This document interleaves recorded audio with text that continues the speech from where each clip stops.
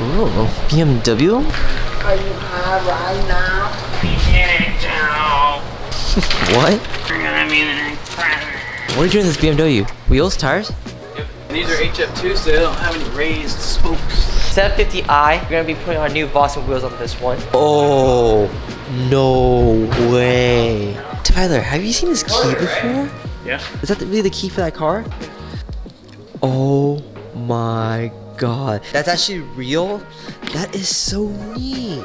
Oh my god, this is so cool. It has a battery life on this? Oh, so range just like gas range? Wait, so you have to charge this key? Whoa, this is crazy, guys. This is like the future.